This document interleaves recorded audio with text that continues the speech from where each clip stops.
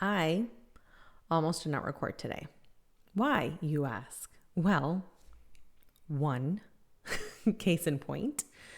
Two, because what I have to share just felt like it was going to fall flat. And with that, welcome to Chapter 3, Episode 3 of Invitational Insight.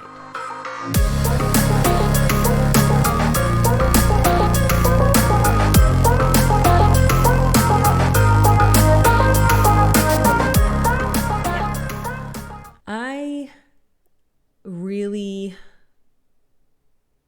talked myself into this. I almost didn't record because it was late, because things weren't going perfectly, because the microphone that I wanted to use today didn't work, because I didn't have time to put on makeup, because I still haven't fixed my hair, because the list goes on. And what I found underneath all of that is a need for perfectionism, that it has to be perfect. It has to look this way. It has to just be absolutely right. And I'm starting to give myself grace in other areas of my life, and that's one that is a major focus for me. Major focus for anybody who's seen How I Met Your Mother. I didn't want to do if it wasn't perfect, which is the opposite of what I'm teaching my kids. And I'm going to call myself out on it, and I'm going to call you out on it, viewer/listener. If you're somebody who is always striving to do everything 100% right, or otherwise it doesn't get done. And the reason I'm putting myself out there on that hook in this state is to, one, get myself more comfortable with not always appearing prim, proper, poised, and ready. Because life isn't always perfect and looking good. And I would be doing you and myself a disservice if I showed up all the time looking like everything is perfect, yet trying to tell you that I'm being my most authentic self. It wouldn't be fair, and it's not right. Definitely wouldn't be fair to anybody here. So all this to say that all the reasons I found for not doing this, I still pushed myself to do it. And not in a way that was toxic and against my will, but in a way that helped me become more comfortable with that inner conflict that I had with myself of not doing if it's not going to be perfect. And it really struck a chord with me because I tell my kids, like, just try. It's okay, just try. As an entrepreneur, we have to be comfortable with just trying and failing, but just trying, right? Real estate, even at work, putting yourself out there, and it might not be perfect, but the effort is important. And I kind of cheat at that sometimes because I am very fortunate to have what I like to call Idris Elba size confidence with certain things, where if I see somebody do it, I'm like, oh yeah, I could do it, no problem, right? I could do that, no problem. And my husband makes fun of me for the same thing. Last year I ran a race, and it was a 5K, and it was like the first race I'd run in like a decade, and I came in third place for my age group, right? So it's like there's evidence that I could just do, right? And not really hold myself to that level. But if I'm really honest with myself, the inner turmoil is that conflict, right? If I feel that there might even be the slightest whiff of maybe I can't do this, then I'll try to talk myself out of it, or I will be really hard on myself on the other side of doing the task. And that's something that I was raised with. That's something that I thrust upon myself as well. Recently, I did a deep dive with my astrologer, hello Barbara, and looking at like my natal chart and the placements and like all the different things, right, that influence your personality, who you are, right? Like the DNA mix of what was going on in the sky while I was born. A lot of my signature, I think like it came up as like my zodiac signature. It's like one of the signs that I have heavy placements on is Capricorn.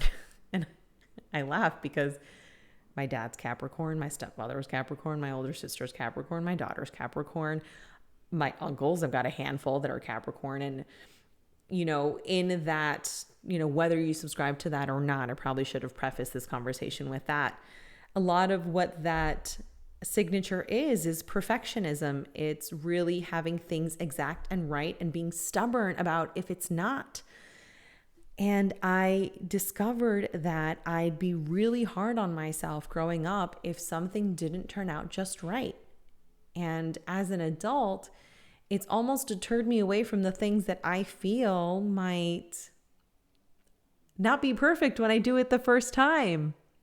And I've been spoiled because I've had the opportunity to do a lot of things pretty good the first time around, right? And it spoils you because you're like, oh, if I could do this one thing perfectly by take one, then that's gonna be all the things that I can do. And if that's not the level of success I'm achieving in all the things, then I'm only gonna reserve that for some of the things. And it really has been eye-opening, right? And like I said, exactly the reason why I wanted to record this episode in the state that I'm in, because it's one, going against that I don't have to look perfect, prim and proper, that it doesn't have to be perfect, that I don't have to use the microphone that I wanted to use, that I could use the one that I've been using all the time, that showing up sometimes really just is the battle, not half the battle, but sometimes just be the battle.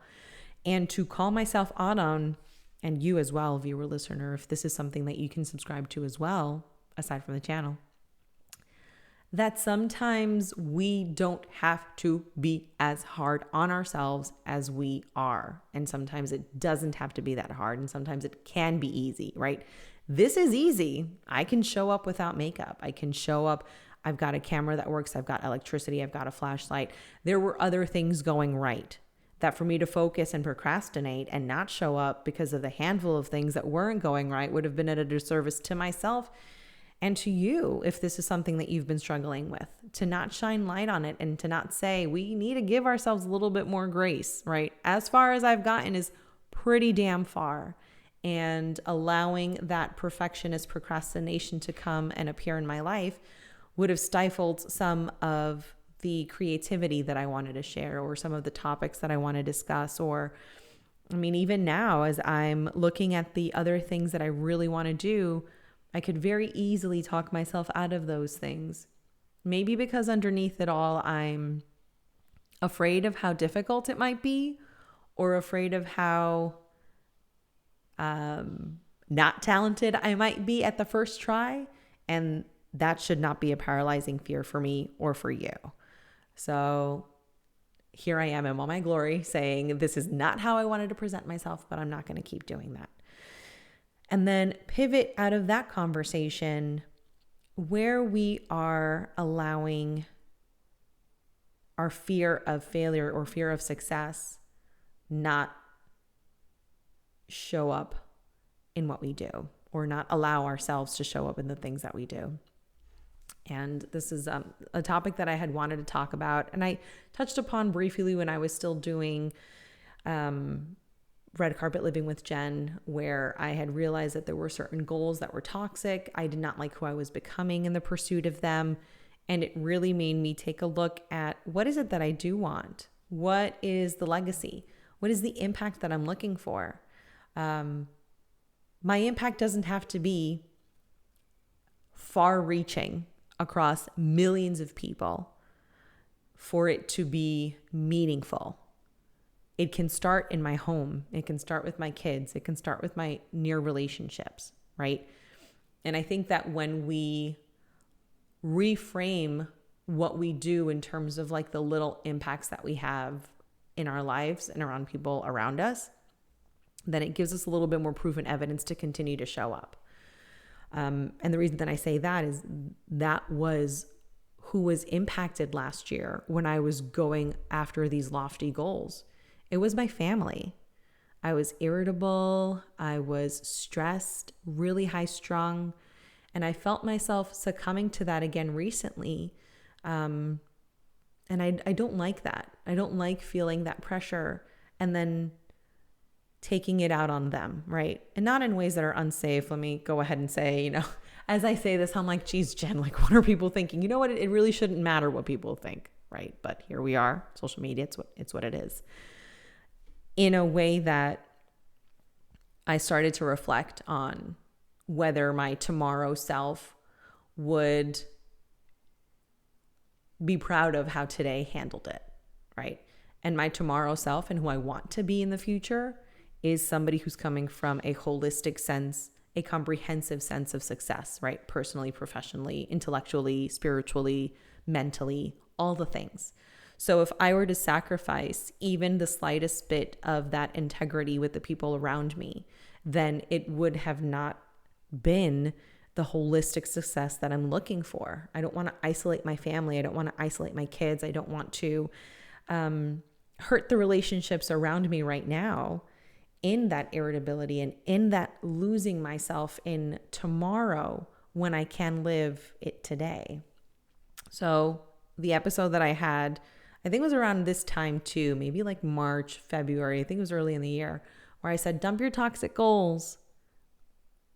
Not all goals, but the ones that are toxic, right? The ones that don't make you feel good because they might not be in alignment with you.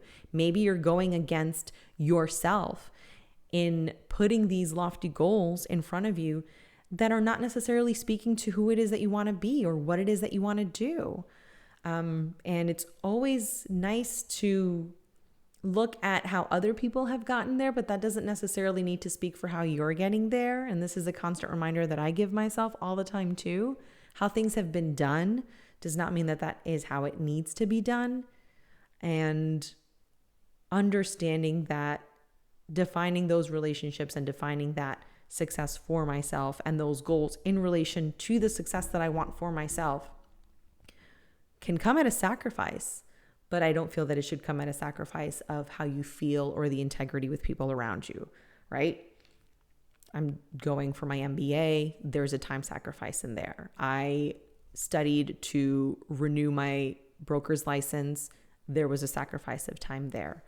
But those are things that I want to do. This is a time sacrifice, right? I'm giving my time away from my kids, from my family to do this.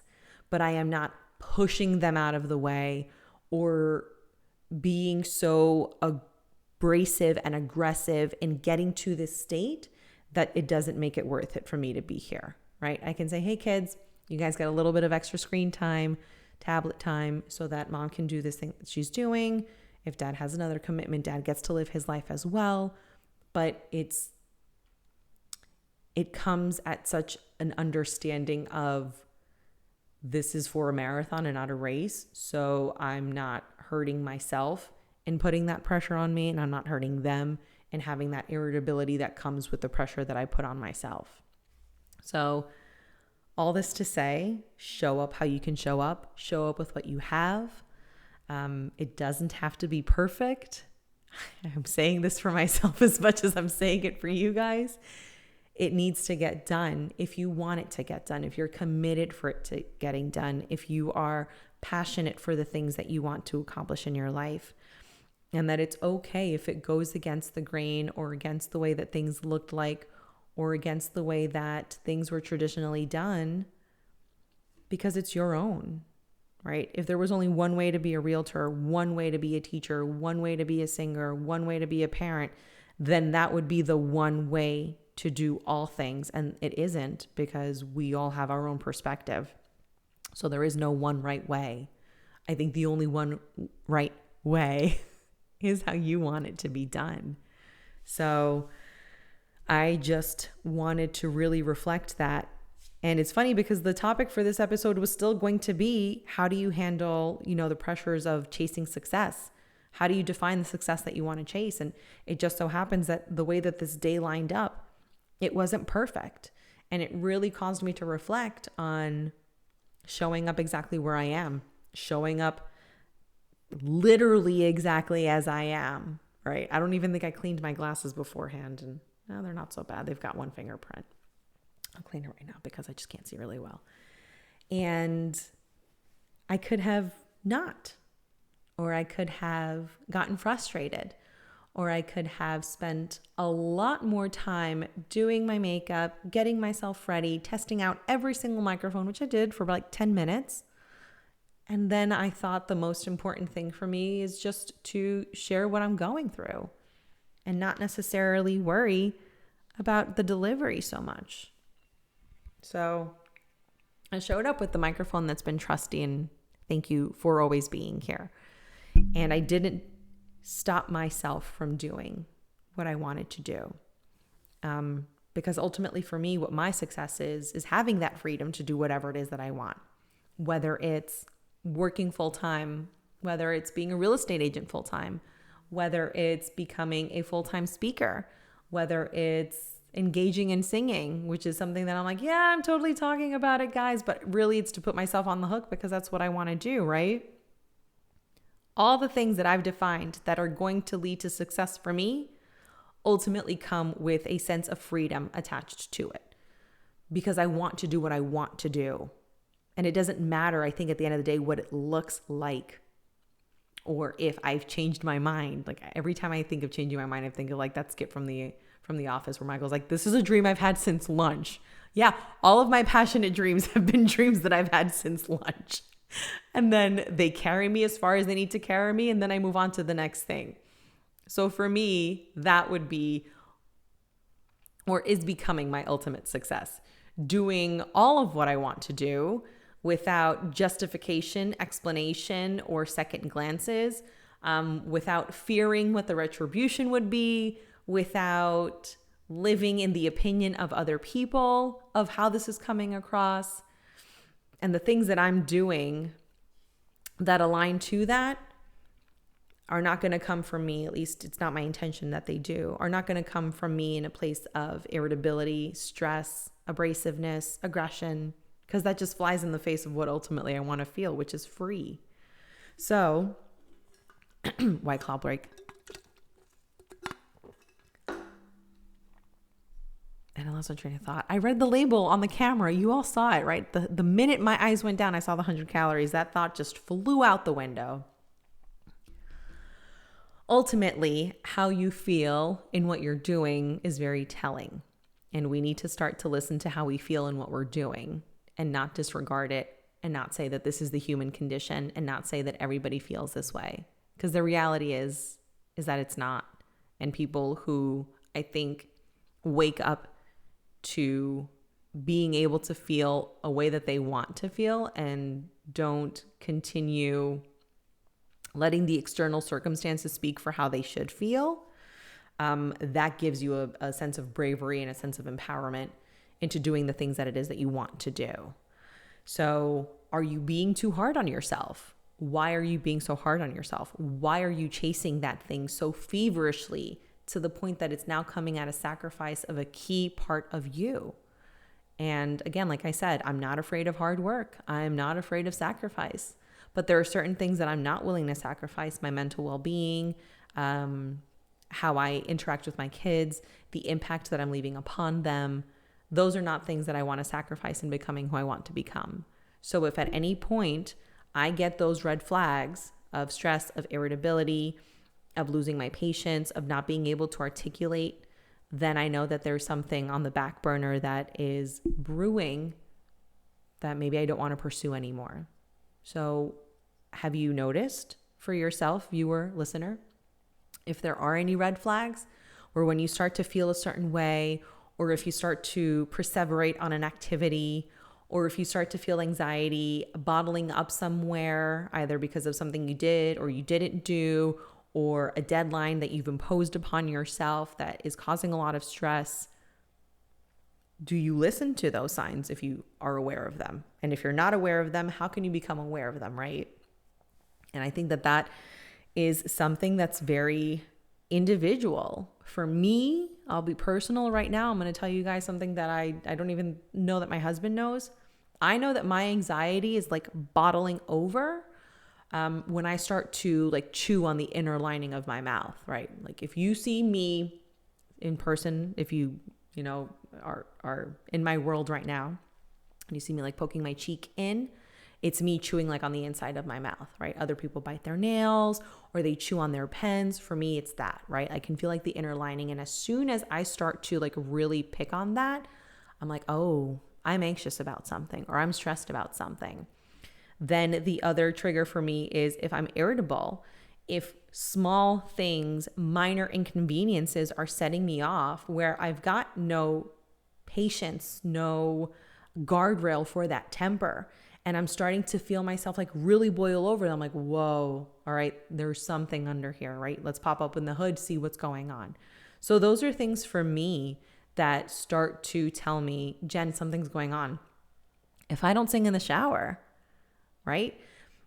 I noticed that yesterday. I'd spent a few days where I'm like, oh, I didn't sing. What happened? Those are signs for me that I'm irritable because maybe I'm doing something out of alignment. I'm pressuring myself too hard to attain something that I think I'm resentful for attaining or trying to get. And in having those honest conversations with yourself, like I do frequently with myself, again, it might not be your jam. That's fine. I'm just sharing what works with me. Having those conversations with myself and really getting honest. And sometimes we don't want to hear the honesty. We don't want to hear that we don't want to do X, Y, and Z, even though we've done it for 10 years. We don't want to hear that this thing doesn't work for us because it worked for us for so long. And those are tough conversations to have. That honesty is deep.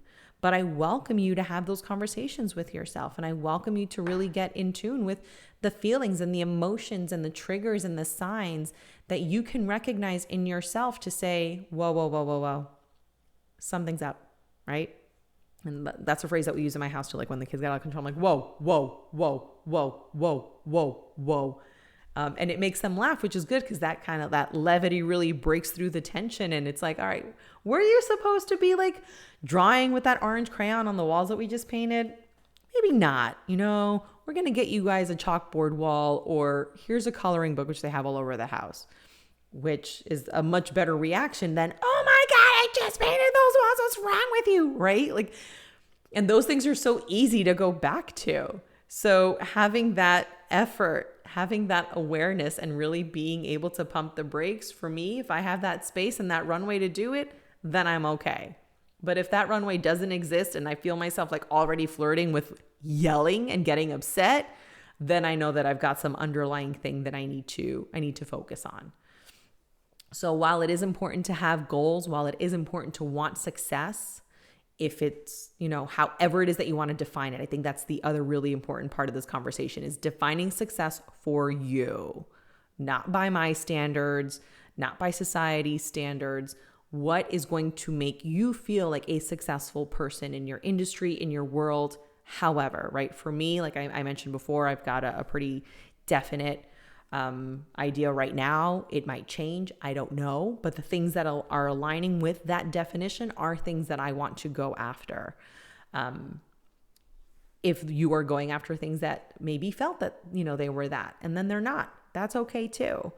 But ultimately, allowing yourself to pay attention to your body, pay attention to your emotions, pay attention to what you're feeling, and that you're not pushing yourself to do something that you really don't want to do. If I really did not want to record this episode, I would not be recording it. But I wanted to, because I wanted to share with you guys, like I promised that I would, the good, the bad, the in between, whatever the circumstance is of what is going on in my life, right? That's the invitational insight. I'm inviting you to take a peek at some of the things that are going on up here and in my world. So for me, it was important to do it. And like I said, there was no adverse reaction. There was no collateral damage to getting this episode done. And that was an important sign for me to listen to as well. That even though it wasn't perfect, I'm not going to procrastinate it. I'm not going to try to record this the day it needs to be aired. I'm going to give myself the time to, all right, yeah, so you did one without makeup. Okay, big deal. Not a big deal. It's okay. It'll be fine. So I will leave you with those questions. Are you aware of when you're being driven by an outside source that is making you be a little less than yourself? And I don't like saying less than yourself, but not who you would normally be, or not exercise the patience that you would normally have. One moment, please. I have a child. Yes.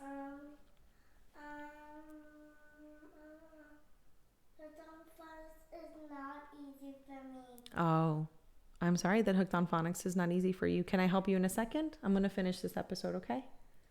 Okay. All right, we'll wrap it up then. Thank you so much for spending this time with me. There's number 2. I look forward to sharing the next insight that comes up for me. I know I promised singing and I haven't done it yet. And I know that it's something that I want to do, but bear with me because this has been a journey to even acknowledge that part of me and say it out loud. Oh boy, this is not alive. So at least it's not alive. If you haven't done so already, be sure to follow, like, and subscribe. Comment below. What are your takeaways? What are some things that maybe you were not noticing before, and after this conversation you can notice? Where are you procrastinating due to perfectionism? And again, any insights that you have or anything that you want to share, I'd love to hear those comments and that feedback. So have a great rest of your day, great rest of your week, and I will see you guys next week for the next installment. Bye. Say bye, Diego. Bye.